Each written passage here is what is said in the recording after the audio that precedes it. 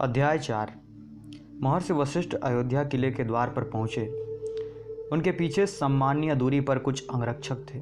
जैसे ही द्वारपाल ने उन्हें देखा, वे हैरान रह गए कि अयोध्या के राजगुरु इतनी सुबह कैसे आए। द्वारपाल ने कुछ झुककर हाथ जोड़कर प्रणाम किया। प्रणाम महर्षि। वशिष्ठ ने रुककर उसके प्रणाम के जवाब में नरमी से सिर हिलाया। दुबली लंबी कदकाठी के वशिष्ठ शांत व आत्मविश्वासी चाल से चलते थे। उनकी धोती और अंगवस्त्र सफ़ेद थे, शुद्धता के प्रतीक। मुंडे हुए सिर पर पीछे बंधी शिखा उनके ब्राह्मणत्व को दर्शाती थी। सफ़ेद बलखाती दाढ़ी, शांत व सौम्य नेत्र और झुर्रीदार चेहरा उनके भीतरी तेज का प्रतिबिंब था। यद्यपि अजेय नगरी अयोध्या के परकोटे पर बनी विशाल नहर की ओर जाते हुए वशिष्ठ किन्हीं विचारों में गुम थे। वह अपने किसी मंतव्य को लेकर दुविधा में थे। 6 साल पहले रावण की बर्बर जीत ने सप्तसिंधु की सेना को तबाह कर दिया था। हालांकि उसके सम्मान की धज्जियां उड़ गई थी, लेकिन अयोध्या के आधिपत्य को उत्तर भारत के किसी साम्राज्य ने चुनौती नहीं दी थी। उस दुर्भाग्यपूर्ण दिन उनके अधीनस्थ हर साम्राज्य की इज्जत लहूलुहान हुई थी। अपने घावों पर मरहम लगाते हुए किसी ने भी कमज़ोर अयोध्या के सामने खड़े होने की हिम्मत नहीं दिखाई थी। दशरथ ही सप्तसिंधु के सम्राट बने रहे थे। हालांकि अब वह पहले की तरह संपन्न और शक्तिशाली नहीं थे। बेरहम रावण ने जीत का कर अयोध्या से वसूला था। उस अपमानजनक हार के बाद नियत कर में भारी कमी करके अपने सप्तसिंधु के जख्मों पर नमक छिड़का था। साथ ही अब वो सप्तसिंधु के कच्चा सामान भी पहले की तुलना में कम दामों पर खरीदता था। निसंदेह इससे लंका रातों रात संपन्न होती चली गई और अयोध्या व उत्तर भारत के दूसरे राज्य गरीबी के दलदल में धंस गए। ऐसी अफवाह भी थी कि उस राक्षस नगरी की तो सड़कें भी स्वर्ण से मढ़ी हुई थी। वशिष्ठ ने हाथ उठाकर पीछे आ रहे अंगरक्षकों को आगे आने से रोक दिया। वह नहर के किनारे बनी आच्छादित मेड़ पर चलने लगे। उन्होंने नज़रें उठाकर नहर की लंबाई में बने उत्कृष्ट भीतरी छत को देखा। फिर उन्होंने सामने बहते जल के असीमित विस्तार को देखा। कभी यह अयोध्या की अपरिमित संपन्नता का प्रतीक हुआ करता था, लेकिन अब यह अवसाद और निर्धनता को ही दर्शा रहा था। नहर का निर्माण कुछ सदी पूर्व सम्राट अयुतायुष ने शक्तिशाली सरयू नदी के जल को खींच कर करवाया था। इसका विस्तार दिव्य था। यह अयोध्या की दीवारों के साथ साथ 50 किलोमीटर के दायरे तक फैली थी। इसकी चौड़ाई विशाल थी, जो किनारों पर 2-2.5 किलोमीटर और बढ़ जाती थी। इसकी संग्रहण क्षमता इतनी अधिक थी कि इसके निर्माण के पहले कुछ सालों में नदी के आसपास के कई राज्यों ने पानी की तंगी की शिकायत की थी। उनकी आपत्ति को अयोध्या के शक्तिशाली योद्धाओं ने यूं ही कुचल कर रख दिया था। इस नहर का मुख्य उद्देश्य सैन्य संबंधित था। यह एक प्रकार की खाई थी। सही मायनों में तो यह खाइयों की भी माँ थी, जो चारों ओर से नगर की दीवारों की रक्षा करती थी। संभावित हमलावरों को नगर पर चढ़ाई करने से पूर्व उस विशाल नदी समान नहर को पार करना पड़ता। ऐसी साहसी मूर्खों को बड़ी आसानी से अपराजेय शहर की ऊंची दीवारों पर लगी तोपों का निशाना बनाया जा सकता था। नहर पर 4 दिशाओं में 4 पुल बनाए गए थे। इन पुलों से नगर में आने के लिए भारी द्वार बनाए गए थे, जिन्हें उत्तर द्वार, पूर्व द्वार, दक्षिण द्वार और पश्चिम द्वार के नाम से जाना जाता था। प्रत्येक पुल को 2 भागों में बांटा गया था। हर भाग की अपनी मीनार और कलदार पुल था, जो नहर की 2 तरफा सुरक्षा सुनिश्चित करता था। फिर भी विशाल नहर को किसी क्षति से बचाने के लिए उसका अपना सुरक्षात्मक ढांचा भी था। अयोध्या वासियों के लिए वह नहर एक धार्मिक प्रतीक थी। उनके लिए विशाल नहर का गहरा, अथाह और शांत जल उस समुद्र के समान था जो पौराणिक आदिम शून्यता में सृजन का स्रोत बना। ऐसा माना गया कि करोड़ों वर्ष पूर्व उस आदिम समुद्र के केंद्र में एकम के विभिन्न भागों में टूटने से ब्रह्मांड का जन्म हुआ और सृजन का चक्र चल निकला। अगम्य नगरी अयोध्या को धरती पर उस परमपिता प्रभु के प्रतिनिधि के रूप में देखा गया, जिसके निराकार रूप को आज ब्रह्म या परमात्मा के रूप में जाना जाता है। उस परमात्मा को हर जीव में विद्यमान माना गया। कुछ पुरुष व महिलाएं अपने अंदर के परमात्मा को पहचान कर खुद भगवान स्वरूप में आए।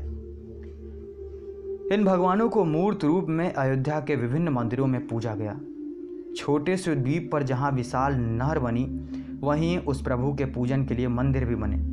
हालांकि वशिष्ठ जानते थे कि इन प्रतीकों और सुंदरता से परे नहर का निर्माण एक खास उद्देश्य से किया गया था। इसका काम बाढ़ को नियंत्रित करना था, जिससे सरयू के प्रचंड जल को विविध द्वारों के माध्यम से रोका जा सके। उत्तर भारत में बाढ़ बार बार आने वाली समस्या थी। साथ ही साथ इसकी चिकनी सतह की वजह से इससे पानी लेना सरयू से पानी निकालने की अपेक्षा ज़्यादा आसान था। अयोध्या के परिक्षेत्र में विशाल नहर से पानी छोटी नहरों में आता था, जिससे कृषि में नाटकीय रूप से वृद्धि हुई। पैदावार में बढ़ोतरी से अधिकांश किसान जमीन की जुताई से मुक्त हुए। अब कौशल राज की विशाल जनसंख्या का पेट भरने के लिए कम ही किसानों की आवश्यकता थी। फिर इस अतिरिक्त श्रम का उपयोग सैन्य में किया गया, जिन्हें अयोध्या के प्रशिक्षित प्रधानों ने अपनी निगरानी में तैयार किया। इस विशाल फौज ने एक एक कर आसपास के सभी राज्यों को अपने अधीन कर लिया। इस प्रकार वर्तमान राजा दशरथ के दादा प्रभु रघु आखिरकार सप्त सिंधु के चक्रवर्ती सम्राट बने। संपन्न कौशल नगरी में नव निर्माण का दौर चल पड़ा। विशाल मंदिर, महल, सार्वजनिक स्नानघर, रंगमंच और बाजार भारी संख्या में बनाए गए। उम्दा काव्य से जड़े इन इमारतों के पत्थर कभी अयोध्या की शान और ताकत का प्रमाण हुआ करते थे। उनमें से एक थी विशाल नहर की मेड़ पर भीतरी छत। उस विशाल छत का निर्माण गंगा नदी से लाए बलुआ रेत के पत्थरों से किया गया था। उस खूबसूरत मेहराबदार छत का काम नहर देखने आए दर्शकों को छाया प्रदान करना था। छत के प्रत्येक वर्ग में प्राचीन भगवानों की ऐतिहासिक कहानियों को खूबसूरत रंगों व चित्रों के माध्यम से उकेरा गया था। जैसे प्रभु इंद्र और राजाओं के पूर्वज महान इक्ष्वाकु, जिन्होंने अयोध्या पर सबसे पहले शासन किया था। छत विविध भागों में बटी थी। प्रत्येक भाग के मध्य में शक्तिशाली सूर्य की तस्वीर थी, जिससे निकली तीव्र किरणें सभी दिशाओं में जा रही थी। वह सूचक था अयोध्या के राजा सूर्यवंशी थे। वह सूचक था कि अयोध्या के राजा सूर्यवंशी थे। प्रभु सूर्य के वंशज और सूर्य की तरह ही उनकी शक्ति भी सभी दिशाओं में फैली थी। यह शायद तब तक जब लंका के राक्षस ने उसे अपने पैरों तले कुचला नहीं था। वशिष्ठ ने दूर बने एक मानव निर्मित द्वीप को देखा। नहर पर अनेक ऐसे द्वीप थे जो नहर को जोड़ते थे। इस द्वीप पर दूसरे द्वीप की तरह कोई मंदिर नहीं बना था, बल्कि 3 विशालकाय प्रतिमाएं पीठ से पीठ लगाकर रखी गई थीं। उनमें से एक प्रभु ब्रह्मा की थी, रचयिता, महान वैज्ञानिक। उन्होंने कई ऐसी चीज़ों का आविष्कार किया जिन पर वैदिक जीवन चला। उनके अनुयायी उन्हीं नियमों का पालन करते थे। ज्ञान के लिए कठोर तप और निस्वार्थ भाव से समाज सेवा। सालों बाद वे ब्रह्मांड के रूप में गठित हुए। उनके दाहिनी ओर प्रभु परशुराम, विष्णु के छठे अवतार की प्रतिमा थी। जब भी जीवन में अक्षमता, दुराचार या धर्मांधता आने लगे तो नए अधिनायक का उदय होता है, जो लोगों को जीने की सही राह दिखाता है। ऐसे अधिनायकों को विष्णु की उपाधि दी गई। जो भगवान के आदर्शों पर खरे उतरे, उन विष्णुओं को भगवान की तरह पूजा जाता। प्रभु परशुराम पूर्ववर्ती विष्णु ने भारत को कई शताब्दी पहले क्षत्रिय युग में मार्ग दिखाया था। तब वहाँ भयंकर हिंसा व्याप्त थी। वह ब्राह्मणों ज्ञान के युग में भी विद्यमान रहे। परशुराम के बाद और ब्रह्मा के बाईं ओर घेरे को पूर्ण करते हुए महादेव की प्रतिमा लगी थी। इन्हें बुराई का संहार करने वाले के रूप में जाना जाता था। महादेव का काम लोगों को मानवता का पाठ पढ़ाना नहीं था। यह काम विष्णु के लिए संरक्षित था। उनका काम बस बुराई को ढूंढकर उनका विनाश करना था। बुराई का खात्मा होने पर अच्छाई का नए उत्साह से जन्म होता है। विष्णु से विभिन्न महादेव का भारतवासी होना जरूरी नहीं था। वह इस महान भूमि की किसी भी दिशा से हो सकते थे। बुराई को निष्पक्षता से दिखाने के लिए उसका बाहरी होना जरूरी था। प्रभु रुद्र भारत की पश्चिमी सीमा परिहा से थे। वशिष्ठ ने घुटनों के बल बैठकर त्रिदेव की प्रतिमा के सामने अपना मस्तक टेक दिया। यह त्रिदेव वर्तमान वैदिक जीवन का आधार थे। उन्होंने अपना सिर उठा, हाथ जोड़कर प्रणाम किया। हे पवित्र त्रिदेव, मेरा मार्गदर्शन कीजिए। महर्षि वशिष्ठ ने धीमे से कहा, जिसके लिए मैं विद्रोह करना चाहता हूँ। हवा का एक तेज झोंका उनके कानों में मानो कुछ कहते हुए गुजरा। उनकी आंखें त्रिदेव पर टिकी थीं। संगमरमर की शोभा अब पहले सी नहीं थी। अयोध्या का प्रभुत्व अब उनकी देख रेख में उसकी देख रेख में सक्षम नहीं था। प्रभु ब्रह्मा, परशुराम और रुद्र के मुकुट पर लगी सोने की परत उतरने लगी थी। छत की सतह के रंग फीके पड़ गए थे और लाल पत्थर का तल जगह जगह से उखड़ने लगा था। विशाल नहर में भी गाद जमने लगी थी और मरम्मत के अभाव में उसका पानी सूख रहा था। अयोध्या का शाही प्रशासन मरम्मत की लागत निकाल पाने में असमर्थ था।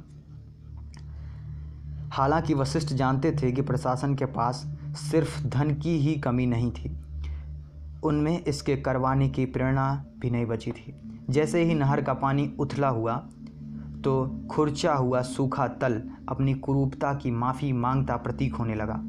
अयोध्या की वर्तमान जनसंख्या ने शहर को अमूमन इसी हालत में देखा था। हालांकि कुछ साल पहले तक यह सोच भी पाना असंभव था कि नहर कभी इस तरह सूख सकती थी। नए आवास गरीबों के लिए नहीं बनाए जा रहे थे, लेकिन हाय, अब बहुत सी विचित्र बातें नियमित हो चली थीं। प्रभु परशुराम, हमें जीने के लिए किसी नई राह की ज़रूरत है।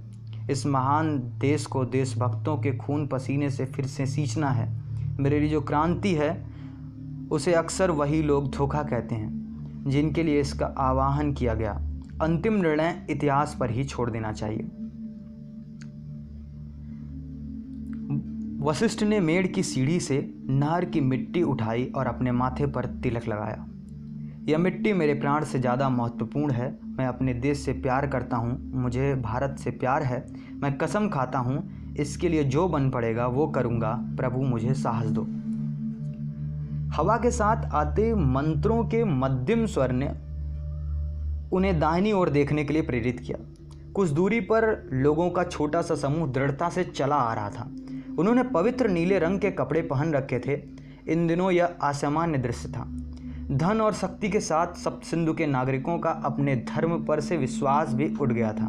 बहुत से मानते थे कि उनके प्रभु ने उन्हें त्याग दिया था, नहीं तो उन पर ऐसी विपदा क्यों आती। भक्त छठे विष्णु प्रभु परशुराम का नाम जप रहे थे। राम राम राम बोलो, राम राम राम, राम राम राम बोलो, राम राम राम। वशिष्ठ मुस्कुरा दिए। उनके लिए यह एक संकेत था। शुक्रिया प्रभु परशुराम, मैं आपका सदैव आभारी रहूँगा। वशिष्ठ की उम्मीद अब विष्णु के छठे नाम पर टिकी थी। अयोध्या का यह 6 साल का राजकुमार राम। मुनि ने जोर दिया कि रानी कौशल्या ने राम नाम का ही चयन किया था, जो विस्तृत होकर रामचंद्र हुआ। कौशल्या के पिता दक्षिण कौशल के राजा भानुमान और माँ कुरु रानी महेश्वरी चंद्रवंशी थे, चंद्र के वंशज। वशिष्ठ ने सोचा कि इसके जरिए समझदारी से राम के ननिहाल के प्रति सम्मान भी दर्शा दिया गया। साथ ही साथ रामचंद्र का अर्थ चंद्र का सुहावना रूप भी है, और यह भी स्पष्ट है कि चंद्र सूर्य के प्रकाश से ही प्रतिबिंबित होता है। काव्यात्मक रूप से सूर्य चेहरा है तो चंद्र उसकी परछाई। तो चंद्र के सुहावने चेहरे के लिए जिम्मेदार कौन है? सूर्य। तो इस प्रकार रामचंद्र एक सूर्यवंशी नाम भी हुआ, और उनके पिता दशरथ सूर्यवंशी ही थे। यह प्राचीन मान्यता थी कि नाम नियति और मार्गदर्शित करता है। माँ बाप सतर्कता से बच्चों के नाम का चयन करते हैं। नाम वास्तव में बच्चे के लिए आकांक्षा स्वधर्म बन जाता है। विष्णु के छठे अवतार पर रखे गए इस बच्चे के नाम ने खुद ही अपनी आकांक्षा ऊंची निर्धारित कर ली थी। एक और नाम था जिस पर वशिष्ठ की उम्मीदें टिकी थीं, भरत। राम के भाई उनसे 7 महीने छोटे। उनकी माँ कैकेयी को नहीं पता था कि रावण से उस भयंकर युद्ध के दौरान उनकी कोख में दशरथ का बच्चा पल रहा था। वशिष्ठ जानते थे कि कैकेयी एक महत्वाकांक्षी और हठीली महिला थी। खुद के लिए और जिन्हें वो अपना मानती थी उनके लिए उनकी कुछ महत्वाकांक्षाएं थीं। उन्हें इससे सब्र नहीं था कि बड़ी रानी कौशल्या अपने बच्चे का महान नाम रखें। उनके बेटे का नाम महान चंद्रवंशी सम्राट भरत के नाम पर रखा गया, जिन्होंने सदियों पहले देश पर शासन किया था। प्राचीन सम्राट भरत ने सूर्यवंशियों और चंद्रवंशियों को एक ध्वज तले एकत्रित किया था। छुटपुट लड़ाइयों के बावजूद उन्होंने शांति से जीना सीख लिया था। यह इसी का उदाहरण था कि आज एक सूर्यवंशी राजा दशरथ की 2 रानियां कौशल्या और कैकेयी चंद्रवंशी थीं। कैकेयी के पिता कैकेय के चंद्रवंशी राजा अश्वपति दरअसल सम्राट के नज़दीकी सलाहकार भी थे। एक अर्थ के 2 नाम यकीनन मेरा लक्ष्य पूरा करेंगे। उन्होंने फिर से प्रभु परशुराम को देखा। उनकी प्रतिमा से उन्हें बल मिलता महसूस हुआ। मैं जानता हूँ वो मुझे गलत समझेंगे, शायद वो मेरी आत्मा को कोसें, लेकिन वो तुम ही थे प्रभु जिसने कहा था कि अधिनायक को खुद से ज़्यादा अपने देश से प्यार करना चाहिए। वशिष्ठ ने अंगवस्त्र के नीचे छिपाई अपनी म्यान को छुआ। उन्होंने कटार निकाली और उस पर गुदे हुए नाम को निहारा, परशुराम। गहरी सांस लेते हुए उन्होंने चाकू को बाएं हाथ में लिया और उसे अपनी तर्जनी में चुभाकर खून निकाला। उन्होंने अंगूठों से उंगली को दबाया और रक्त की कुछ बूंदें नहर के पानी में टपकने दें। इस रक्त की शपथ है मुझे, या तो मैं इस विद्रोह को सफल बनाऊंगा या इसके प्रयास में अपने प्राणों की आहुति दे दूंगा। वशिष्ठ ने प्रभु परशुराम पर अंतिम दृष्टि डाली, सिर झुकाया और दोनों हाथ जोड़कर प्रणाम करते हुए मन ही मन कहा, जय परशुराम। परशुराम की प्रतिष्ठा अमर रहे। अध्याय 5। रानी कौशल्या प्रसन्न थी, माँ कौशल्या नहीं। वह समझती थी कि राम को अयोध्या का महल छोड़कर चले जाना चाहिए। सम्राट दशरथ रावण के हाथों हुई अपमानजनक हार का कारण उसी दिन हुए राम के जन्म को मानते थे। उस दुर्भाग्यशाली दिन से पहले उन्हें कभी किसी पराजय का सामना नहीं करना पड़ा था। वास्तव में वह संपूर्ण भारत के अकेले अजेय सम्राट थे। दशरथ को विश्वास हो चला था कि राम बुरे कर्मों के साथ पैदा हुए थे, जो रघु की शाही विरासत में दाग लगाने आए थे। शक्तिविहीन कौशल्या इसमें कुछ नहीं कर सकती थी।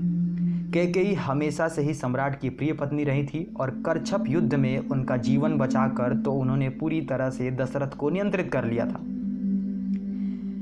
कैकेयी और उनके दरबारी दशरथ के सामने राम को अशुभ साबित करने की भरसक कोशिश करते थे। जल्द ही पूरा नगर भी सम्राट की भांति इस बात को मानने लगा। सब मानते थे कि राम की पूरी जिंदगी के अच्छे कर्म भी 7032 के कलंक को नहीं धो सकते थे। प्रभु मनु के पंचांग के हिसाब से यही वह वर्ष था जब दशरथ की पराजय और राम का जन्म हुआ था। कौशल्या जानती थी कि राम का गुरु वशिष्ठ के साथ चले जाना बेहतर होगा। उन्हें अयोध्या के कुलीन लोगों से दूर चले जाना चाहिए, जो उन्हें कभी स्वीकार नहीं करेंगे। साथ ही साथ वह वशिष्ठ के गुरुकुल में शिक्षा भी अर्जित कर पाएंगे। गुरुकुल का अर्थ होता है गुरु का परिवार, लेकिन वास्तव में वह गुरुओं की आवासिक पाठशाला थी। वहाँ वह दर्शन, विज्ञान, गणित, नीतिशास्त्र, युद्ध कौशल और कला का ज्ञान हासिल कर सकते थे। सालों बाद जब वो लौटेंगे तो वह खुद अपनी नियति के निर्धारक बन चुके होंगे। रानी यह सब समझती थी, लेकिन एक माँ का दिल अपने बच्चे को दूर नहीं करना चाहता था। राम को सीने से लगाकर वो रोने लगी। राम अपनी माँ को थामे संयम से खड़े थे, जो उन्हें रोते हुए चूम रही थी। इस नाजुक उम्र में भी राम असामान्य रूप से शांत थे। राम से भिन्न भरत बेहतर रो रहे थे। वह अपनी माँ को छोड़कर जाना नहीं चाहते थे। कैकेयी ने झुंझलाहट से अपने बेटे को देखा। तुम मेरे बेटे हो, इस तरह दुर्बल मत बनो। तुम्हें एक दिन राजा बनना है। जाओ, अपनी माँ का सिर गर्व से ऊंचा करो। वशिष्ठ ये सब देखकर मन ही मन मुस्कुरा रहे थे। भावुक बच्चे भावों को व्यक्त करने पर मजबूर हो जाते हैं। वे जोर से हंसते हैं, वे जोर से ही रोते हैं। भाइयों को देखते हुए वह सोच रहे थे कि उनका लक्ष्य सहनशील कर्तव्य से पूरा होगा या भावनाओं के आवेग से। जुड़वा लक्ष्मण और शत्रुघ्न दशरथ के छोटे बेटे पीछे अपनी मां सुमित्रा के साथ खड़े थे। 3 वर्ष के बेचारे बालक समझ भी नहीं पा रहे थे कि वहां क्या हो रहा था। वशिष्ठ जानते थे कि उन्हें ले जाना शीघ्रता होगी, लेकिन वह उन्हें अयोध्या में छोड़ने का जोखिम नहीं ले सकते थे। राम और भरत के प्रशिक्षण में समय लगने वाला था। राम और भरत के प्रशिक्षण में समय लगने वाला था, शायद 1 दशक का, या शायद इससे भी ज़्यादा। उस समय वह उन जुड़वा बच्चों को अयोध्या में रहने नहीं दे सकते थे। छोटे राजकुमार राजनीतिक शिविर की कुलीनता में घुसकर वहां जम सकते थे। वे राजनीतिक द्रोही लोग चाहते ही थे कि अयोध्या आपस में ही लड़कर खत्म हो जाए, और इसे संभालने के लिए सम्राट काफ़ी कमज़ोर और उदासीन थे। राजकुमार साल में 2 बार 9-9 दिनों के लिए घर वापस आने थे, सर्दियों और गर्मियों में। नवरात्रे का प्राचीन त्यौहार, जो 6 महीने के अंतराल पर सूर्य भगवान द्वारा दिशा परिवर्तित करने के उपलक्ष्य में उत्साह से मनाया जाता था। वशिष्ठ मानते थे वे 18 दिन माँ बच्चों के मिलने के लिए पर्याप्त थे। शरद और वसंत नवरात्रे, जिनमें 2 बार दिन रात बराबर होने का समय आता था, गुरुकुल में भी मनाए जाते थे। राजगुरु ने अपना ध्यान दशरथ की ओर केंद्रित किया। बीते 6 सालों ने सम्राट को अंदर ही अंदर घुलने पर मजबूर कर दिया था। चमड़े के समान सख्त त्वचा अब सिकुड़ने लगी थी, आंखें धंस चली थी और बालों में सफ़ेदी आ गई थी। युद्ध में जख्मी हुए पैर ने उनका शिकार और व्यायाम भी बंद करवा दिया था, जिनसे उन्हें बेहद प्यार था। उनके झुके हुए शरीर में एक मजबूत और मनोहर योद्धा को बमुश्किल ही पहचाना जा सकता था। रावण ने उन्हें उस दुर्भाग्यपूर्ण दिन ही नहीं हराया था, वह उन्हें हर रोज पराजित कर रहा था। महाराज, वशिष्ठ ने जोर से कहा, आपकी अनुमति चाहिए। उदासीन दशरथ ने हाथ हिलाकर अनुमति दे दी। वह शरदकालीन संक्रांति के बाद का दिन था, जब अयोध्या के राजकुमार अर्धवर्षीय अवकाश में अयोध्या आए हुए थे। उन्हें गुरुकुल गए हुए 3 साल हो गए थे। उत्तरायण सूर्य की गति अब उत्तर की ओर हो चली थी। 6 महीने बाद गर्मियों में प्रभु सूर्य अपनी दिशा बदलकर दक्षिण दिशा की ओर कर लेते थे। राम अवकाश के दिनों में भी अपना अधिकांश समय गुरु वशिष्ठ के साथ बिताते थे, जो अवकाश के दिनों में राजकुमार के साथ ही महल में चले आते थे। कौशल्या इसमें शिकायत के अतिरिक्त कुछ और कर भी नहीं सकती थी। दूसरी तरफ भरत को अनिवार्य रूप से अपनी मां कैकेयी के शिविर में रहकर उनके सवालों का सामना करना पड़ता था। लक्ष्मण ने अभी अभी टड्डुओं पर सवारी करना सीखा था और इनमें उनका मन काफ़ी रम रहा था। शत्रुघ्न को किताबें पढ़ना पसंद था। एक चक्कर लगाने के बाद लक्ष्मण माँ सुमित्रा के शिविर में जा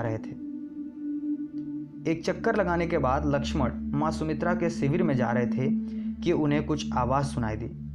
उन्होंने पर्दे के पीछे छिपकर देखा। तुम्हें समझना होगा शत्रुघ्न कि तुम्हारे बड़े भाई भरत भले ही तुम्हारा मजाक बनाते हैं, लेकिन वह तुमसे स्नेह भी करते हैं। तुम्हें हमेशा उनके साथ रहना चाहिए। शत्रुघ्न ने हाथ में ताम्रपत्रों की पत्रिका पकड़ी हुई थी। वह उसे पढ़ना चाहते थे, लेकिन अभी माँ की बातें सुनने का दिखावा कर रहे थे। तुम मेरी बातें सुन रहे हो ना शत्रुघ्न? सुमित्रा ने तेज आवाज में पूछा। जी माता, शत्रुघ्न ने कहा। उनकी आवाज़ में ईमानदारी झलक रही थी। मुझे नहीं लगता। शत्रुघ्न ने माँ की आखिरी वाक्य दोहरा दिया। उनकी याददाश्त उम्र के हिसाब से बहुत तेज थी। सुमित्रा जानती थी कि उनके बेटे का ध्यान उन पर नहीं था, लेकिन वह इस बारे में कुछ नहीं कर सकती थी। लक्ष्मण मुस्कुराते हुए माँ के पास दौड़े आए और खुशी से चहचहाते हुए उनकी गोद में लेट गए। मैं तुम्हारी बात सुनूंगा माँ, तोतली जुबान में उन्होंने कहा। लक्ष्मण को अपनी बाहों में लेते हुए सुमित्रा मुस्कुराई। हाँ, मैं जानती हूँ, तुम हमेशा मेरी बात सुनोगे। तुम मेरे प्यारे बेटे हो। शत्रुघ्न ने पत्रिका में खोने से पहले अपनी माँ को देखा। मैं वही करूँगा जो आप कहोगी, लक्ष्मण ने कहा। उनकी मासूम आंखों में प्यार भरा था, हमेशा। तो सुनो, सुमित्रा ने विदूषक जैसे गुप्त बात बताने के हाव भाव बनाकर कहा। वह जानती थी लक्ष्मण को ऐसे भाव पसंद थे। तुम्हारे बड़े भाई को तुम्हारी ज़रूरत है। उनके चेहरे पर अब सहानुभूति पूर्ण हसरत के भाव थे। वह सहज और मासूम थे। उन्हें किसी ऐसे की ज़रूरत थी जो उनकी आँख और कान बन सके। उन्हें कोई पसंद नहीं करता। उन्होंने फिर से लक्ष्मण की ओर देखा और कहा, तुम्हें उन्हें हर तरह के नुकसान से बचाना होगा।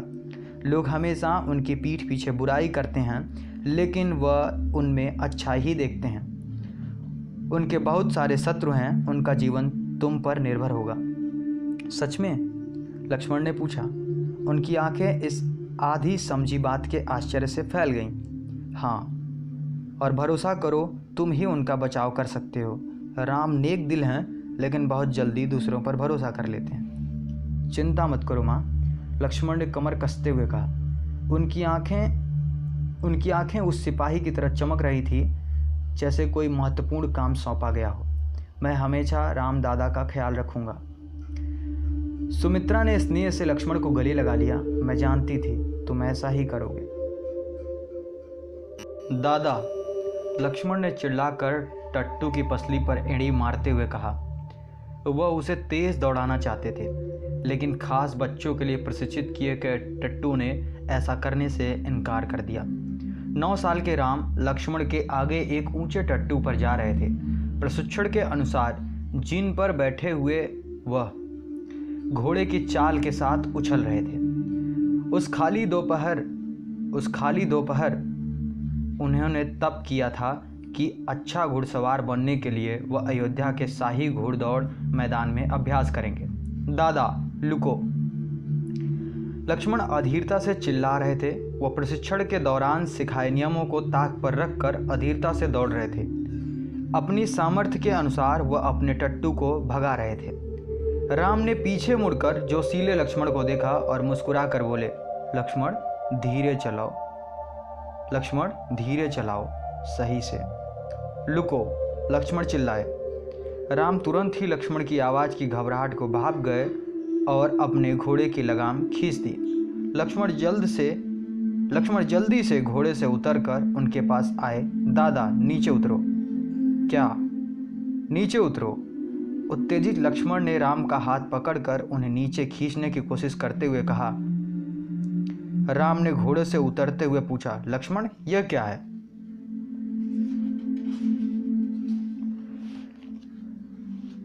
देखो, लक्ष्मण ने चिल्लाकर उस पट्टी की ओर इशारा करके कहा जो बकलस से होते हुए कमर के गिर्द जा रही थी, जिसकी वजह से जिन अपनी जगह पर कसी रहती है वो लगभग खुल गई थी। प्रभु रुद्र कृपा करें, राम फुसफुसाए। क्या यह बकलस उनके बैठते समय खुला होगा? वह जिन समेत न जाने कहाँ जाकर गिरते। उन्हें भयंकर चोट लग सकती थी। लक्ष्मण ने उन्हें भावी दुर्घटना से बचा लिया था। लक्ष्मण ने आसपास चौकस नज़रों से देखा।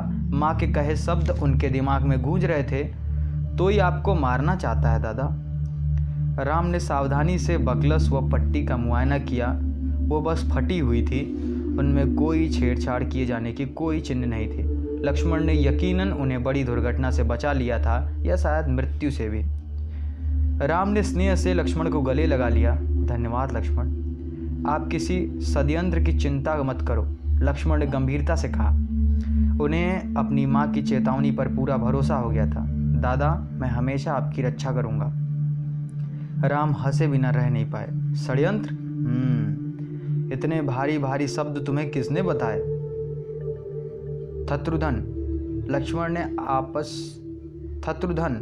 लक्ष्मण ने आसपास खोजी नगरों से देखते हुए कहा। शत्रुघ्न? हाँ, चिंता मत करो दादा, लक्ष्मण आपकी रक्षा करेगा। राम ने अपने भाई का मस्तक चूम लिया और अपने छोटे से संरक्षक को कहा, अब मैं खुद को सुरक्षित महसूस कर रहा हूँ। जिन वाली दुर्घटना के 2 दिन बाद सारे भाई गुरुकुल जाने के लिए तैयार हो रहे थे।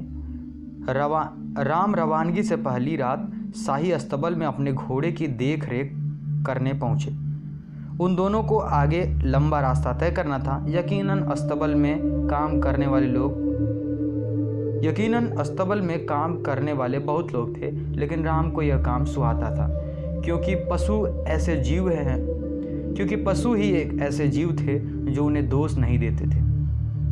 राम उनके साथ समय बिताना पसंद करते थे। पीछे से आती टक टक आवाज ने राम का ध्यान आकर्षित किया। लक्ष्मण, चिताते हुए राम चिल्लाए। अपने टट्टू पर आते हुए लक्ष्मण जख्मी हो गए थे। राम ने आगे बढ़कर उन्हें उतरने में मदद करी। लक्ष्मण की ठुड्डी फट गई थी, काफ़ी गहरी। उनमें तुरंत टाँके लगाने की जरूरत थी। उनके चेहरे पर खून ही खून था, लेकिन सूरवीर लक्ष्मण ने कोई आह तक नहीं भरी। जब राम उनके जख्म को देख रहे थे, तुम्हें रात में घुड़सवारी के लिए नहीं जाना चाहिए था, तुम्हें पता है ना? राम ने नम्रता से उन्हें चेतावनी दी। लक्ष्मण ने कंधे झटकते हुए कहा, क्षमा कर दो दादा, घोड़ा अचानक। बोलो मत, राम ने टोका। बोलने से खून ज़्यादा बह रहा था। मेरे साथ आओ। राम अपने जख्मी भाई के साथ तेज कदमों से नीलांजना के शिविर की ओर बढ़ रहे थे। मार्ग में उन्हें सुमित्रा एक परिचारिका के साथ आती दिखाई दी, जो घबराहट से अपने बेटे को ढूंढ रही थी। क्या हुआ? लक्ष्मण को जख्मी देखकर सुमित्रा ने चिल्लाते हुए पूछा। लक्ष्मण दृढ़ता से अपने होठ बंद किए खड़े थे। वह जानते थे कि दादा के झूठ न बोलने की आदत के कारण वो मुसीबत में थे। उनके पास कहानी बनाने का कोई अवसर नहीं था। उन्हें सही बात बताकर फिर सज़ा से बचने के लिए कोई रणनीति बनानी थी। घबराने की कोई बात नहीं छोटी माँ, राम ने अपनी छोटी सौतेली माँ सुमित्रा से कहा। अभी हमें इसे तुरंत नीलांजना के पास ले जाना होगा। लेकिन इसे हुआ क्या? सुमित्रा ने जोर देते हुए पूछा। राम लक्ष्मण को उसकी माँ के क्रोध से बचाना चाहते थे। आखिर एक दिन पहले ही तो लक्ष्मण ने उनकी ज़िंदगी बचाई थी। उन्होंने वही किया जो उन्हें उस समय समझ आया और सारा इल्ज़ाम खुद पर ले लिया। छोटी माँ, यह मेरी गलती है। मैं लक्ष्मण के साथ अस्तबल में अपने घोड़ों को देखने गया था। वह कुछ उत्साहित था और उसने उछल कर लक्ष्मण को दुलत्ती मार दी। मुझे पहले लक्ष्मण को अपने पीछे खड़ा करना चाहिए था। सुमित्रा तुरंत एक ओर हट गई। ठीक है, इसे जल्दी से नीलांजना के पास ले जाओ। वह जानती है राम दादा कभी झूठ नहीं बोलते, लक्ष्मण ने पछतावे से सोचा।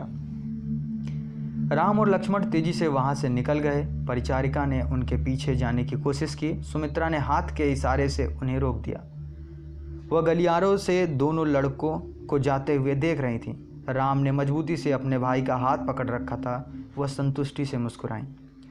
लक्ष्मण ने राम का हाथ सीने से लगाया और धीमे से कहा, हमेशा साथ दादा, हमेशा।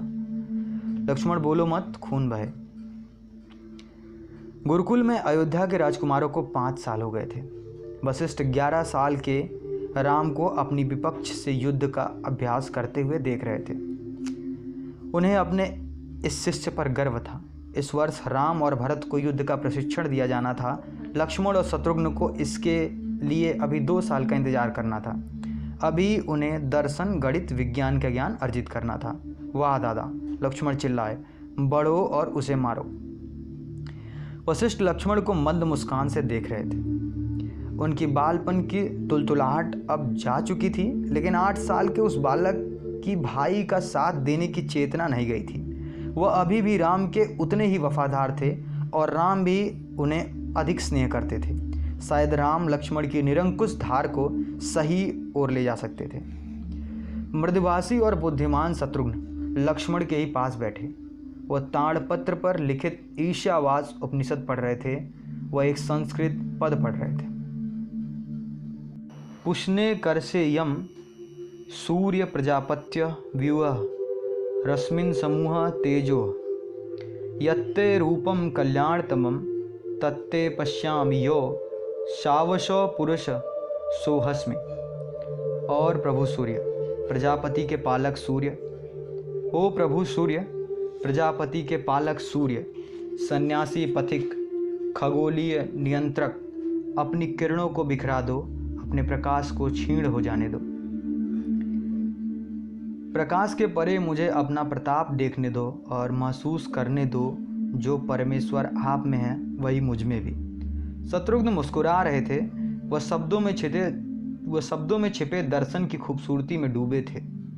उनके पीछे बैठे भरत ने उनके सिर पर एक थपकी मारकर उनका ध्यान राम की ओर खींचा। शत्रुघ्न ने पलटकर भरत को देखा। उनकी आंख में कुछ विद्रोह था। भरत ने अपने छोटे भाई को गुस्से से देखा।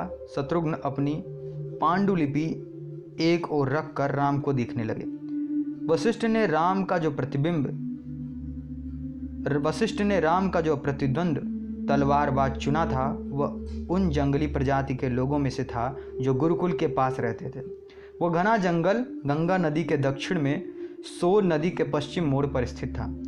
यहाँ से नदी पूर्व की ओर एक तीव्र मोड़ लेकर उत्तर पूर्व में जाकर गंगा में मिल जाती थी। इस क्षेत्र को हजारों सालों से उनके गुरु इस्तेमाल में लाते रहे।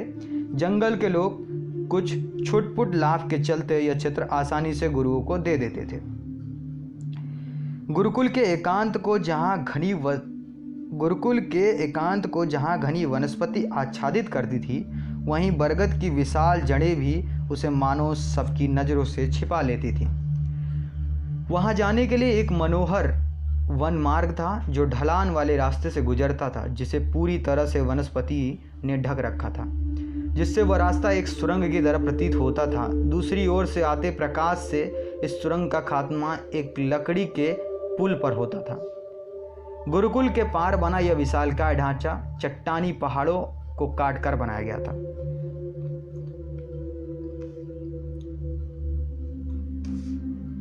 पहाड़ में से बड़ी ही सफाई से पत्थर का एक बड़ा सा घनाकार टुकड़ा काटकर जगह बनाई गई थी। प्रवेश द्वार के सामने ही ढांचे में 20 छोटे छोटे मंदिर बनाए गए थे,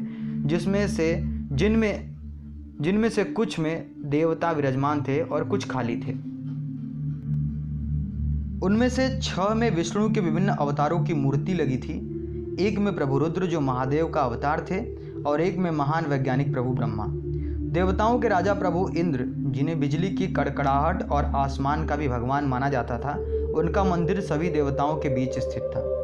आमने सामने के 2 चट्टानों में से एक में रसोई घर और भंडारा बनाया गया था, दूसरे में गुरु और छात्रों के सोने के लिए कक्ष बने थे। आश्रम में अयोध्या के राजकुमार न सिर्फ सज्जनता से बल्कि श्रमिक वर्ग के बालकों की तरह रहते थे।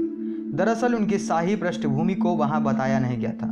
परंपरा के अनुसार राजकुमारों को उनके गुरुकुल में रखे गए नामों से ही बुलाया जाता था। राम सुदास, भरत वासु, लक्ष्मण पौरव और शत्रुघ्न नालत दंडक कहलाए। सभी को आदेश थे कि वे अपनी शाही वंशावली के बारे में किसी को कुछ नहीं बताएंगे। शैक्षणिक विद्या प्राप्त करने के अलावा वे गुरुकुल में साफ सफाई, खाना पकाने और गुरुओं को परोसने के काम में भी हाथ बटाते थे।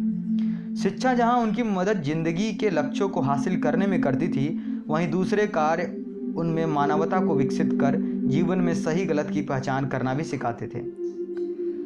लगता है अब तुम तैयार हो गए हो सुदास, वशिष्ठ ने अपने 2 श्रेष्ठ शिष्यों में से एक को संबोधित करते हुए कहा। फिर गुरु अपने पीछे बैठे कबीले के प्रमुख की ओर मुड़े। मुखिया वरुण, अब कुछ संग्राम देखने का समय आ गया है। स्थानीय लोग अच्छे आतिथ्य सत्कार के साथ साथ बेहतरीन योद्धा भी थे। वशिष्ठ उनकी सेवा अपने शिष्य को युद्ध कौशल में पारंगत करने के लिए लेते थे। वे परीक्षा के दौरान विपक्ष की भूमिका की बखूबी निभाते थे, जैसे आज हो रहा था। वरुण ने उस कबायली योद्धा को संबोधित किया जो राम के साथ अभ्यास कर रहा था। मत्स्य और राम ने तुरंत दर्शक दीर्घा की ओर मुड़कर देखा और वशिष्ठ व वरुण का झुककर अभिनंदन किया। वे वेदिका के किनारे तक चलकर आए और रंगों की कूचिका उठाकर उसे रंग में डुबोया। फिर उन्होंने अभ्यास के लिए खास तैयार की गई अपनी लकड़ी की तलवारों को लाल रंग के अच्छी तरह रंग दिया। इससे प्रहार करते समय शरीर पर निशान बन जाता और यह पता लगाया जा सकता था कि किसका वार घातक था। राम फिर से वेदिका के केंद्र में पहुंच गए और उनके पीछे मत्स्य भी। आमने सामने खड़े होकर उन्होंने विपक्षी के सम्मान में सिर झुकाया। सत्य, कर्मठ, सम्मान। राम ने अपने गुरु से सीखी प्रतिज्ञा दोहराते हुए कहा। गुरु वशिष्ठ की उनके मन में गहरी छाप थी। राम से लगभग 1 फुट लंबे मत्स्य ने मुस्कुराते हुए कहा, हर कीमत पर जीत। राम ने मोर्चा संभाला। उनकी कमर सीधी, शरीर एक ओर झुका हुआ, आंखें दाहिने कंधे के ऊपर से देखती हुई, ठीक वैसे ही जैसे गुरु वशिष्ठ ने उन्हें सिखाया था। इस मुद्रा में अपने विपक्षी के समक्ष उनका कम से कम शरीर खुला हुआ था। प्रशिक्षण द्वार उनकी सांसें स्थिर और सहज थीं। उनकी बाईं भुजा शरीर से कुछ दूर संतुलन बनाने के लिए हवा में दृढ़ थी। तलवार वाली भुजा शरीर से कुछ बाहर निकली हुई थी। जमीन से सही कोण बनाते हुए कोहनी हल्की सी मुड़ी हुई थी। उन्होंने अपनी भुजा को तब तक व्यवस्थित किया जब तक उनके कंधे की मांसपेशियां भार उठाने में सहज नहीं हो गईं। उनके घुटने झुके थे और शरीर का भार पिंडलियों पर था, जिससे दिशा बदलने में आसानी होती। मत्स्य उनकी मुद्रा से प्रभावित था। यह किशोर हर नियम का सटीकता से पालन कर रहा था। उस किशोर की उल्लेखनीय बात उसकी आंखें थी। उसकी आंखें पूरी तरह से विपक्षी मत्स्य पर ही केंद्रित थीं। गुरु वशिष्ठ ने इस लड़के को अच्छी तरह प्रशिक्षित किया था। आंखें हाथ से पहले गतिविधि कर रही थी। मत्स्य की आंखें कुछ फैली। राम जान गए कि अब वह वार करने वाला है। मत्स्य ने पूरे वेग से आगे आकर राम की छाती पर वार किया। वह अपने ऊंचे कद का लाभ उठा ले रहा था। यह घातक प्रहार हो सकता था, लेकिन राम ने तुरंत दाहिनी ओर सरक कर मत्स्य की गर्दन पर हमला किया। मत्स्य चौंक कर तुरंत पीछे हो गया। दादा, आपने जोर से क्यों नहीं मारा? लक्ष्मण ने चिल्लाकर कहा। वह घातक प्रहार हो सकता था। मत्स्य प्रशंसा में मुस्कुरा रहा था। वो बात लक्ष्मण नहीं समझ पाए थे। वो समझ गया था राम उसकी था ले रहे थे। एक सचेत योद्धा अपनी विपक्षी की ताकत को आंकने के बाद ही मारक प्रहार करेगा। राम ने अनुमोदन में मत्स्य की मुस्कुराहट का जवाब नहीं दिया। उनकी आंखें लक्ष्य पर और सांसें सामान्य थी।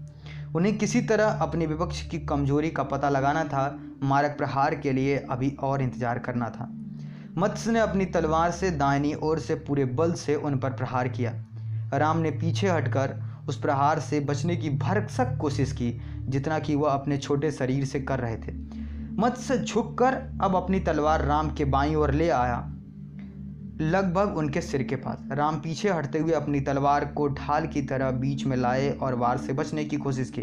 मत्स्य आगे बढ़ते हुए वार पर वार किए जा रहा था, जिससे राम को बचने का मौका न मिल पाए और वह राम पर घातक प्रहार कर सके। राम लगातार वार से बचने की कोशिश कर रहे थे। अचानक ही वह अपनी दाहिनी ओर कूद गए और उन्होंने तभी मत्स्य की भुजा पर प्रहार किया और वहां रंग का लाल निशान छोड़ा। यह घाव तो था, लेकिन मारक घाव नहीं। मत्स्य राम की आंखों में देखते हुए कुछ पीछे हटा। शायद यह कुछ ज़्यादा ही सचेत है। क्या तुम में हमला करने की हिम्मत नहीं है? राम ने कोई जवाब नहीं दिया। उन्होंने फिर से मुद्रा संभाली, घुटनों को झुकाया, बाएं हाथ को सहजता से कुल्हे पर रखा और मजबूती से तलवार थामे हुए दाहिने हाथ को शरीर से आगे निकाला। अगर तुम खेलोगे नहीं तो बाजी जीत नहीं सकते, मत्स्य ने चिढ़ाया। क्या तुम हार से बचने की कोशिश कर रहे हो या वास्तव में जीतना चाहते हो? राम पूरी तरह से शांत, केंद्रित और स्थिर थे। खामोश, वह अपनी ऊर्जा को संरक्षित कर रहे थे। यह बच्चा आसानी से विचलित होने वाला नहीं। मत्स्य मन ही मन मुस्कुराया। उसने फिर से हमला बोल दिया। लगातार ऊपरी ओर से प्रहार करते हुए राम को पराजित करने के लिए वह अपने कद का भरपूर इस्तेमाल कर रहा था। बचाव में राम हल्का सा झुकते हुए तुरंत पीछे हट गए। वशिष्ठ मुस्कुरा रहे थे। वह जान गए थे कि राम क्या करने की कोशिश कर रहे थे। राम के वहां से हटते समय मत्स्य ने जमीन पर अपने हल्की सी चट्टान पर ध्यान नहीं दिया। पल भर में ही मत्स्य ठोकर लगने पर कुछ लड़खड़ाया और अपना संतुलन गंवा दिया।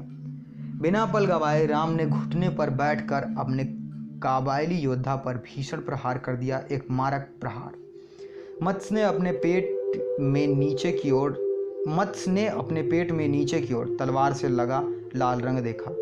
लकड़ी की तलवार से खून तो नहीं निकल सकता था, लेकिन उसके प्रहार से तेज दर्द तो होता ही था। मत्स्य भी अपना दर्द जताते हुए गर्व महसूस कर रहा था। युवा छात्र से प्रभावित मत्स्य ने आगे बढ़कर राम का कंधा थपथपाया।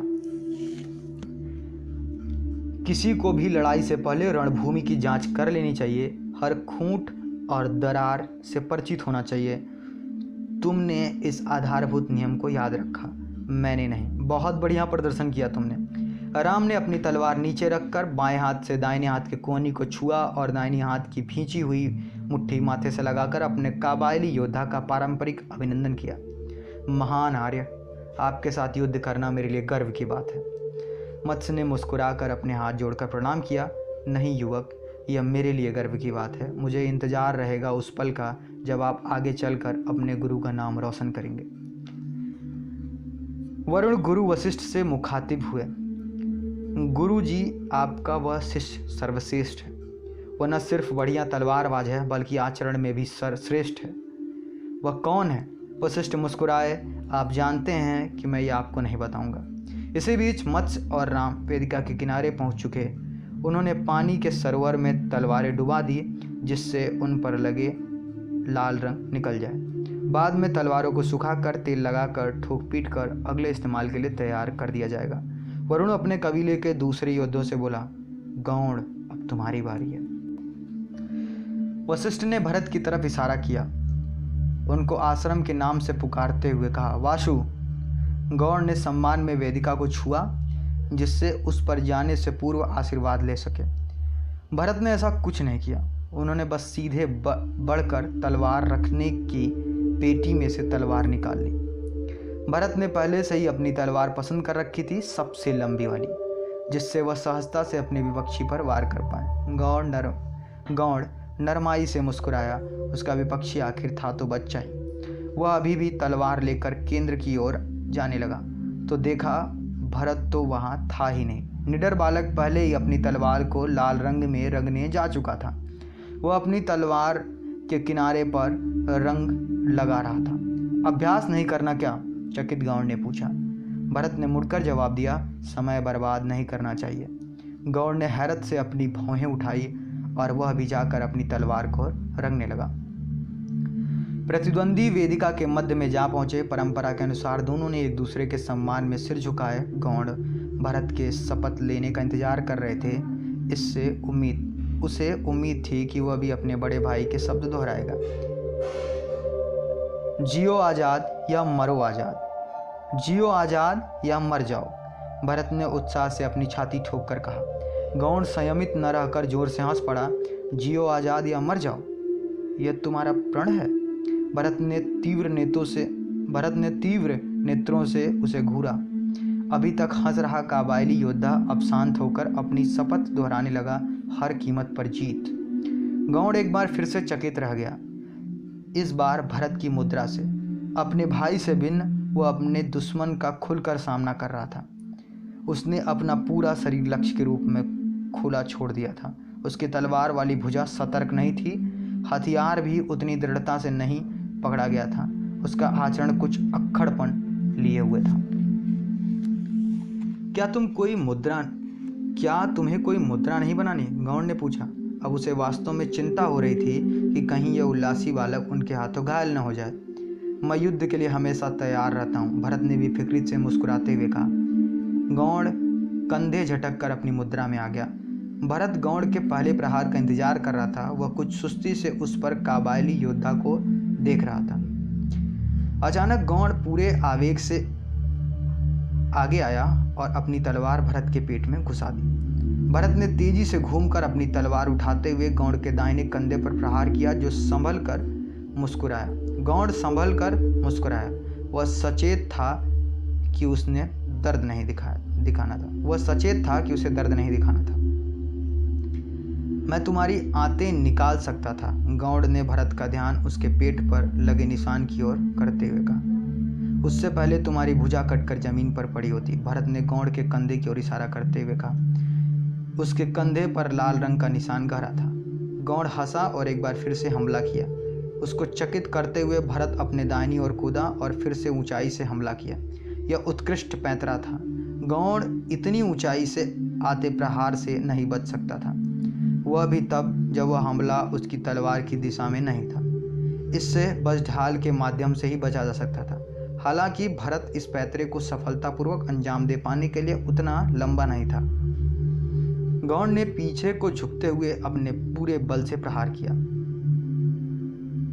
गौड़ की तलवार ने भरत की छाती पर जोरदार प्रहार करते हुए उसके पीछे की तरफ धकेल दिया। गौड़ की तलवार ने गौड़ की तलवार ने भरत की छाती पर जोरदार प्रहार करते हुए उसे पीछे की तरफ धकेल दिया। भरत पीछे गिरा। उसकी छाती पर मारक प्रहार साफ देखा जा सकता था। भरत तुरंत अपने पैरों पर उठ खड़ा हुआ। खून की कोशिकाएं उसकी नग्न छाती पर जमी हुई भरत तुरंत अपने पैरों पर उठ खड़ा हुआ। खून की कोशिकाएं उसकी नग्न छाती पर जमी हुई दिखाई दे रही थीं। लकड़ी की तलवार से भी दर्द तो जोरों का होता है। गौड़ सराहना कर रहा था कि भरत किस तरह दर्द को छिपा गया था। वह जमीन पर खड़ा अपने साहसी प्रतिपक्षी को देख रहा था। वह अच्छा वार था, गौड़ ने कहा। मैंने ऐसा पहले नहीं देखा, लेकिन इसके लिए तुम्हें थोड़ा लंबा होना चाहिए था। भरत ने गौड़ को घूरा। उसकी आंखें गुस्से से जल रही थी। मैं एक दिन लंबा हो जाऊंगा, हम तब फिर से लड़ेंगे। गौड़ मुस्कुराया। यकीनन, मैं इंतजार करूंगा। वरुण वशिष्ठ की ओर मुड़े। गुरुजी दोनों लड़ाके प्रतिभाशाली हैं, मुझे तो उनके बड़े होने का सब्र ही नहीं हो रहा। वशिष्ठ संतुष्ट से मुस्कुरा रहे थे। सब्र तो मैं भी नहीं कर सकता। संध्या घिर आई थी। विचार मग्न राम आश्रम से कुछ दूर बहती नदी के किनारे बैठे थे। संध्या भ्रमण पर निकले गुरु ने अपने शिष्य को दूर से देखा तो वह उसके पास चले आए। गुरु के कदमों की आहट सुनकर राम ने तुरंत उठकर उन्हें हाथ जोड़कर प्रणाम किया। गुरुजी। बैठो बैठो, वशिष्ठ कहते हुए राम के पास ही बैठ गए। तुम क्या सोच रहे हो? मैं सोच रहा था कि आपने मुखिया वरुण को हमारे परिचय क्यों नहीं दिया। राम ने कहा, वह भले आदमी लगते हैं, हम उनसे सच क्यों छिपा रहे हैं, हम झूठ क्यों बोल रहे हैं। सच छिपाने का मतलब झूठ बोलना नहीं होता। कहते हुए वशिष्ठ की आंख में चमक उतर आई। सच नहीं बताना झूठ ही तो है ना गुरुजी। नहीं, ऐसा नहीं है। कभी कभी सत्य दर्द और पीड़ा देता है। ऐसे में मौन को वरीयता दी गई। दरअसल ऐसा भी होता है जब किसी सफ़ेद झूठ या स्पष्ट से अच्छे परिणाम प्राप्त हों। लेकिन झूठ के अपने परिणाम होते हैं गुरुजी, वह बुरा कर्म है। कभी कभी सत्य के भी बुरे परिणाम निकलते हैं। झूठ से अगर किसी का जीवन बचाया जा सके, झूठ से किसी को शासन की कमान सौंपी जाए जिससे सबका कल्याण हो, क्या ऐसी परिस्थितियों में भी तुम झूठ न बोलने की वकालत करोगे? यह कहा गया कि सच्चा अधिनायक अपनी प्रजा से खुद से भी ज़्यादा प्यार करता है। ऐसे अधिनायक के मन में कोई संदेह नहीं होना चाहिए, अपने लोगों की भलाई के लिए वह झूठ भी बोलेगा। राम का माथा ठनका। लेकिन गुरुजी, जो लोग अपने अधिनायक को झूठ बोलने पर विवश करें राम का माथा ठनका। लेकिन गुरुजी, जो लोग अपने अधिनायक को झूठ बोलने पर विवश करें, उनके लिए संघर्ष का क्या फ़ायदा? यह एक तरफा है राम। तुमने एक बार लक्ष्मण के लिए झूठ बोला था, है ना? वह सहज था। मुझे लगा कि मुझे उसकी रक्षा करनी चाहिए, लेकिन उस बात के लिए मुझे आज भी अजीब लगता है। इसलिए आज मैं आपसे बात कर रहा हूँ गुरुजी, और मैं वही दोहराऊंगा जो मैंने तब कहा था। तुम्हें पछताने की कोई ज़रूरत नहीं, बुद्धिमानी संतुलन में ही है। अगर तुम डाकुओं से किसी निर्दोष इंसान की जान बचाने के लिए झूठ बोलते हो तो क्या वह गलत है? एक असंगत उदाहरण झूठ को सही साबित नहीं कर सकता गुरुजी। राम हार मानने को तैयार नहीं थे। माँ ने एक बार मुझे पिताजी के क्रोध से बचाने के लिए झूठ बोला था, लेकिन पिताजी को जल्द ही सत्य का पता चल गया। एक समय था जब वो मेरी माँ के पास रोज आते थे, लेकिन उस घटना के बाद उन्होंने उनसे मिलने से भी मना कर दिया। उन्होंने उन्हें पूरी तरह निकाल दिया। गुरु ने दुखी मन से अपने शिष्य को देखा। सच तो यह था कि सम्राट दशरथ रावण के हाथों हुई पराजय के लिए राम को जिम्मेदार मानते थे। वह तो कौशल्या के पास न जाने का बहाना ढूंढ रहे थे। उसका इस घटना से कोई लेना देना नहीं था। वशिष्ठ ने अपने शब्दों को अच्छे से तौला। मैं नहीं कह रहा कि झूठ बोलना अच्छा है, लेकिन कभी कभी जैसे जहर की छोटी सी बूंद दवाई का काम कर जाती है, वैसे ही एक छोटा झूठ किसी की मदद कर सकता है।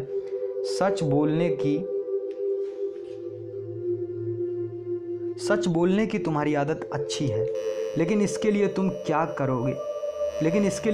कारण दोगे? क्या सिर्फ इसके लिए तुम कर्तव्य का पालन करना चाहते हो, या इसलिए उस घटना की वजह से तुम झूठ से डर गए हो? राम खामोश थे, कुछ विचार मग्न। मुझे यकीन है अब तुम सोच रहे होगे कि इसका मुखिया वरुण से क्या लेना। जी गुरुजी, तुम्हें याद है वो दौरा जब मुखिया गांव में गए थे? हाँ, मुझे याद है।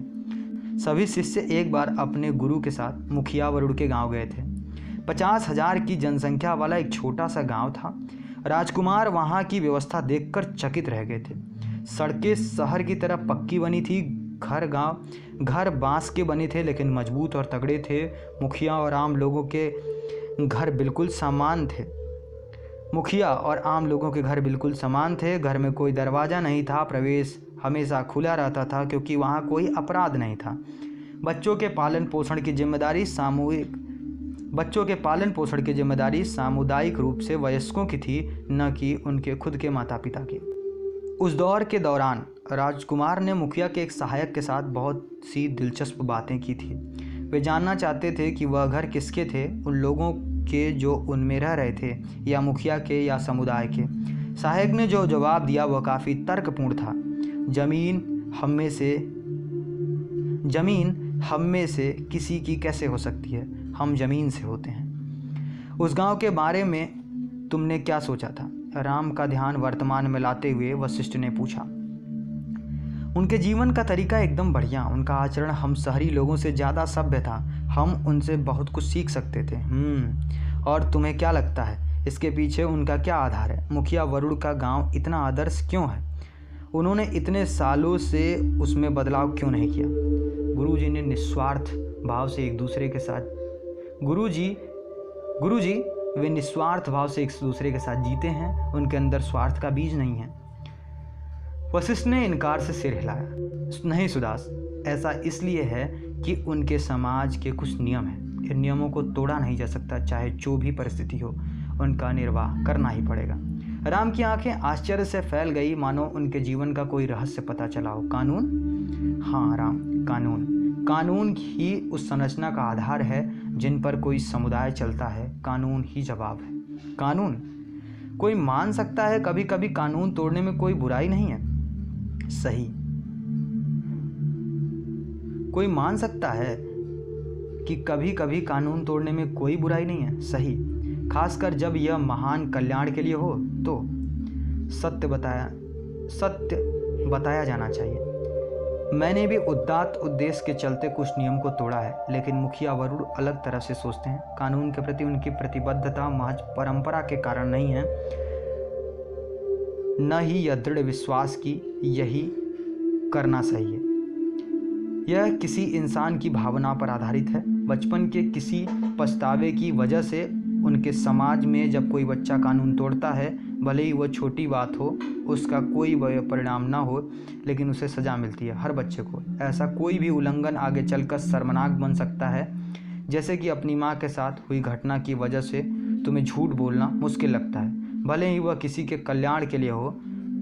वरुण को भी ऐसा करना असंभव लगता है। तो हमारी पहचान न बताने का संबंध उनके कानून से है। क्या हमारे बारे में जानने से उनका कानून टूट जाएगा क्या? हाँ। कौन सा कानून? वह कानून जो उन्हें अयोध्या से किसी भी तरह की मदद लेने से इनकार करता है। मुझे नहीं पता क्यों। मुझे नहीं लगता उन्हें भी कारण का पता होगा, लेकिन यह सदियों से चला आ रहा। अब कोई मकसद नहीं है, लेकिन वे अभी भी दृढ़ता से इससे चिपके हुए हैं और इसका पालन करते हैं। वे नहीं जानते कि मैं कहाँ से हूँ। कभी कभी मुझे लगता है वे जानना भी नहीं चाहते। वे बस इतना जानने चाहते हैं कि मेरा नाम वशिष्ठ है। राम के चेहरे पर चिंता झलक आई। क्या हम यहाँ सुरक्षित हैं? गुरुकुल में रहने वालों को सुरक्षा प्रदान करना उनका कर्तव्य है। यह भी उनका कानून है। अब जब उन्होंने हमें स्वीकार कर लिया है तो वे हमें क्षति नहीं पहुंचा सकते। यद्यपि सच का पता चलने पर वे हमें गुरुकुल छोड़ने पर विवश